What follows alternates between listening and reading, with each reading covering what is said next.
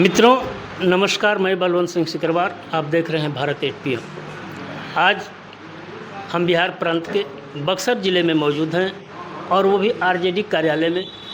हमारे बगल में बैठे हैं बक्सर ज़िले के आरजेडी के जिलाध्यक्ष जी हैं। मैं उनसे जानने का ये प्रयास करूंगा कि ये कार्यक्रम जो बिहार बंद और चक्का जाम का जो कार्यक्रम रखा गया था वो किस परिप्रेक्ष्य में है।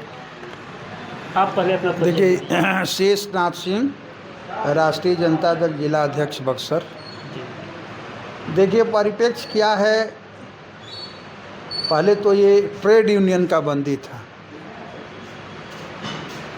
लेकिन हमारे नेता आदरणीय तेजस्वी प्रसाद यादव जी ने चुनाव आयोग के साजिश का पर्दाफाश करने के लिए,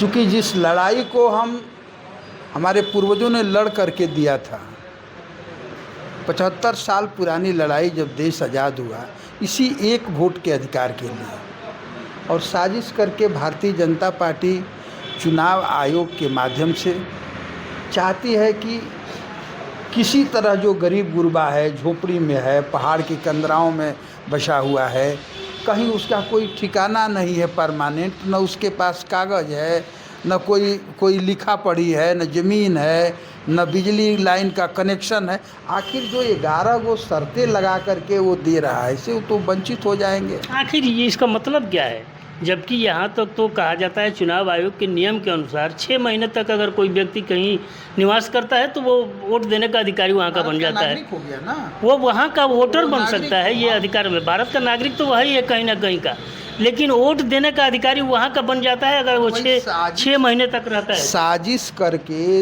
अब मात्र 2 महीना चुनाव रह गया है बिहार में, और 2 महीना पहले आप वोटर लिस्ट बना रहे हैं। क्या लग रहा है? कांग्रेस के एक बड़े नेता का एक बयान हम सुन रहे थे, मैं उनका नाम नहीं रखूँगा, लेकिन उनका ये था कि जो एनआरसी सरकार ले आ रही थी और जो बीच में जनता के विरोध के तहत उसको रोक दिया गया, यह इंटरनल एक तरह से एनआरसी का कार्यक्रम, एनआरसी का एक पार्ट है वो, यह भी एक वही पार्ट है। अब हम आपको बता रहे थे, आप बीच में ये कर गए। बहुत सारे ऐसे लोग हैं जिनके पास कोई खाता खतियान नहीं है, वो कहाँ से देंगे? लेकिन नागरिक तो हैं, वो भारत के ही और बिहार के रहने वाले हैं। जी जी। तो ये नीतीश कुमार की गंदी चाल है, और भारतीय जनता पार्टी, विश्व हिंदू परिषद और बजरंग दल मिलकर के देश में दंगा करना चाहते हैं। दंगा का प्रयास भी इन्होंने किया है। हिंदू, मुस्लिम, सिख, ईसाई, जो ये भाई भाई का नारा लग रहा था, ये लोग नहीं चाहते कि हिंदुस्तान में कोई दूसरी बिरादरी के लोग रहें।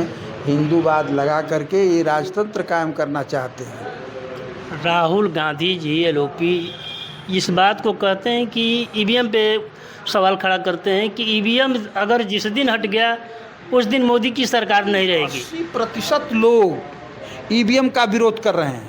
तो आप लोग ईवीएम का ही खोल करके क्यों नहीं विरोध किया? नहीं भाई, ये लोकतंत्र है ना। तो लोकतंत्र में जिसे आप लोग मांग कर रहे हैं, और हम मांग कर रहे हैं, चुनाव आयोग से मांग कर रहे हैं, और ये मांग करने के बावजूद भी ईवीएम नहीं हटाया जा रहा है। क्यों? तो आप लोगों को इसके खिलाफ एक मुहिम छेड़ना चाहिए। अरे मुहिम तो बहुत छेड़ा गया ना। मुहिम तो पूरा देश के लोगों ने धरना दिया, मांग किया, लेकिन कहाँ कुछ हो रहा है। ईवीएम के खिलाफ अभी तो इस तरह की पूरे देश में कोई सा धरना प्रदर्शन इस तरह देश में कहीं नहीं, लेकिन आवाज़ तो बुलंद, हाँ आवाज़ बुलंद हो रही है। जब कोर्ट में भी गए थे लोग, जब देश का मान लीजिए विपक्षी पार्टी का मुख्य नेता इस बात को कह रहा है, तो निश्चित तौर पे इस बात को जो है मानना पड़ेगा, हटाना चाहिए। लेकिन नीतीश कुमार बिहार में एनार्की पैदा किए हुए हैं। कोई शासन में नाम का चीज़ नहीं रह गया है। रोज़ हत्या, बलात्कार, ये सारी चीज़ें हो रही हैं, और वैसे नहीं हो रही हैं। लगातार एक ही दिन में 10-10, 15-15 हत्याएं हो रही हैं। फिर भी ये सुशासन की सरकार बोली जाती है। फिर भी लोग कह रहा है कि सुशासन की सरकार। लालू जी की सरकार थी तो इतना क्राइम तो हमको नहीं समझ में आ रहा था कि जो जितना क्राइम हो रहा है उससे कहीं बहुत ज़्यादा क्राइम उस सरकार में भी नहीं थी, लेकिन वो जंगल राज था और आज सुशासन की सरकार बोली जा रही है। बिल्कुल बिल्कुल, खामका के बच्चे को आज मारा गया खेमका को पटना में। खेमका का परिवार बोल रहा है कि लालू यादव के राज में ऐसा नहीं था, वो हमारा वोटर नहीं है, वो बाहर का आदमी है, बिहार का आदमी नहीं है। लेकिन वो भी कह रहा है कि हम लालू यादव के भी शासन को देखे हैं और इनके शासन को भी देख रहे हैं। इन्हीं के शासन में उसका बेटा मारा गया और इन्हीं के शासन में वो भी मारा गया। इसका मतलब कि ये लोग प्रोपगंडा ज़्यादा फैलाते हैं। प्रोपगंडा की सरकार है ही। ठीक है, धन्यवाद। आप इस संबंध में क्या सोचते हैं कमेंट बॉक्स में ज़रूर बताएं। नमस्कार।